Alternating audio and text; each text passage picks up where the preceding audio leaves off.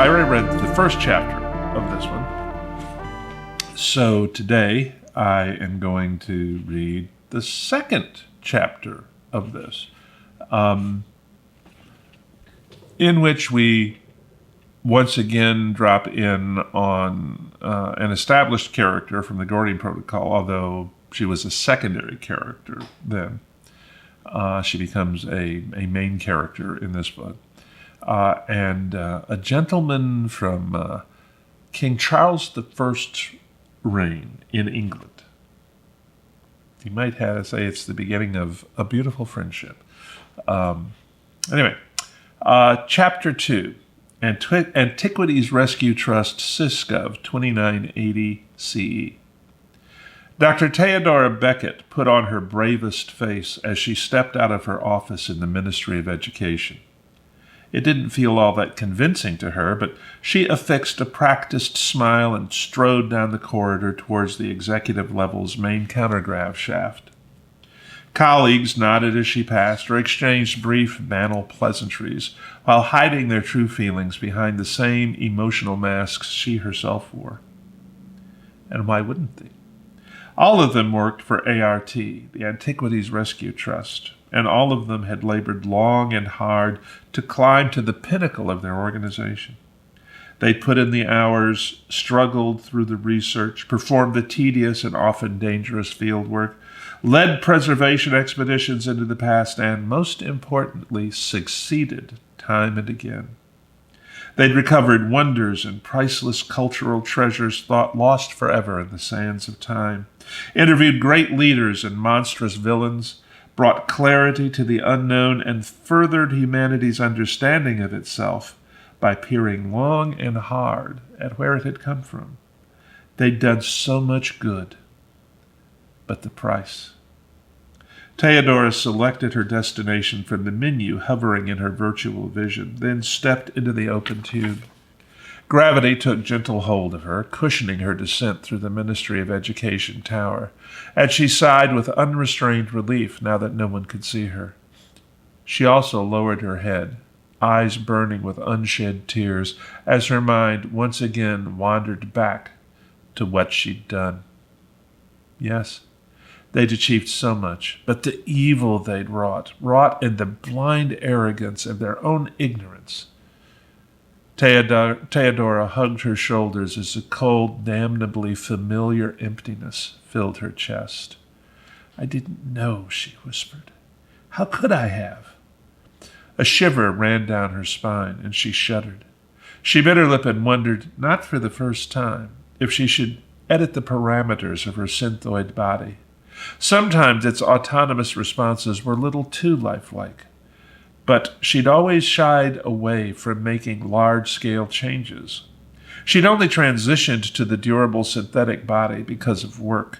That and because she'd never again wanted to experience the feel of a Persian sword through her gut.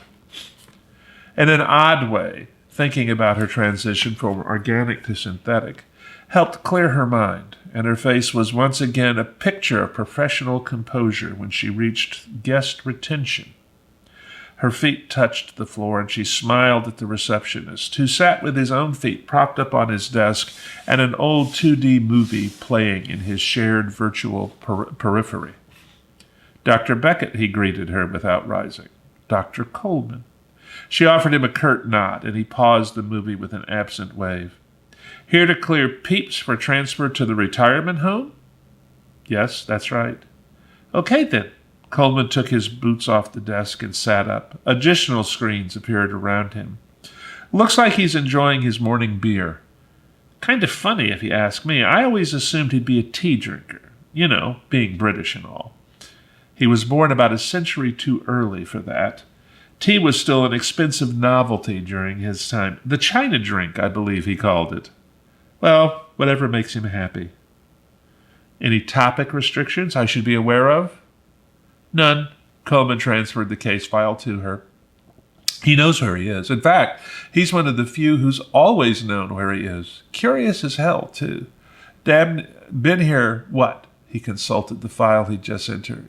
Damn near 4 months, and he asks a lot of questions. Been studying modern English, too, even though we've given him access to the translation earbuds. Says he doesn't like sticking them in his ears, so he doesn't use them much. Coleman shrugged, and she nodded. And how stable is he? She asked. Very. To be honest, he's been one of our best guests, and like I say, he knows exactly when he is.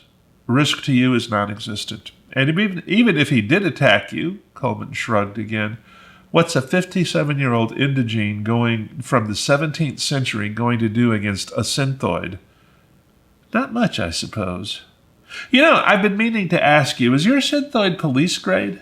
No, but I do have a few enhancements. It seemed prudent after the Thermopylae mission went south, and, she rested her hand on her stomach. Yeah, I do. His eyes flickered to her abdomen for a moment, and he gave her a sympathetic smile.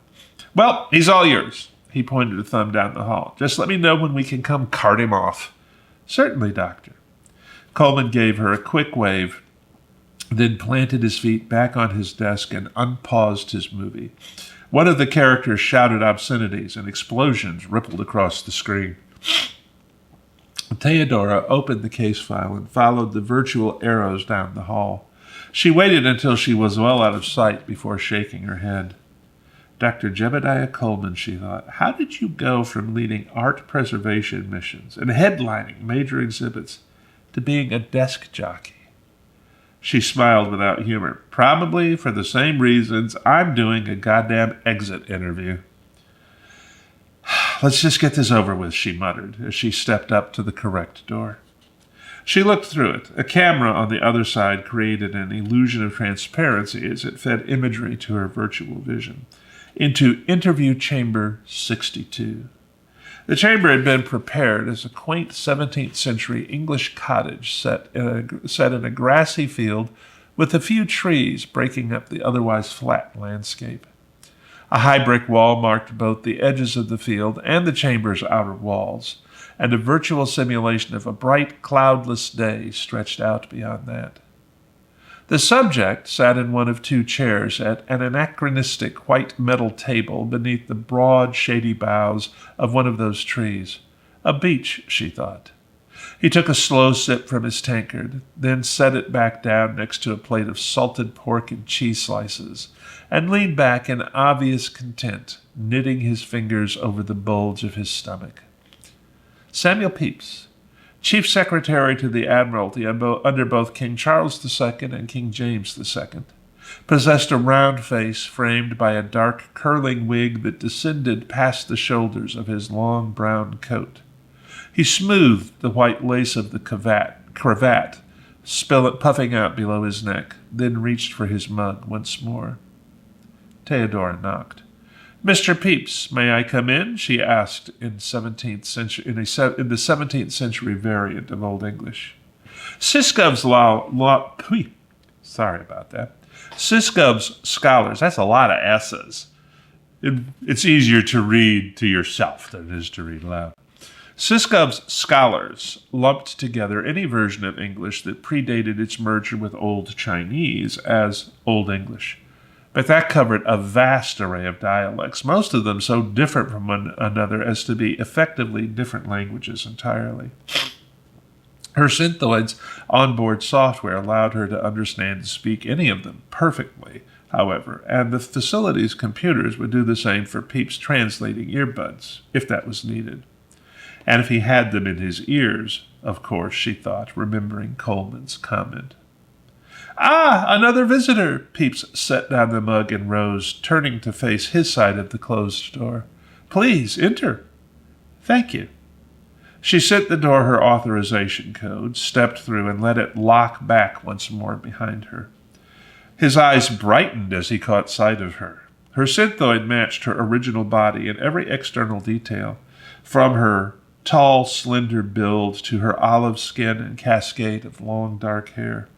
Today she wore a white suit with a scarf that displayed a shifting pattern of glistening ice. For those in our audience who speak Mandarin, I apologize for the way I'm about to mangle a phrase. Zhao Hao Yun, he said, enunciating each syllable with care as he extended one leg, leaned forward, and bowed deeply.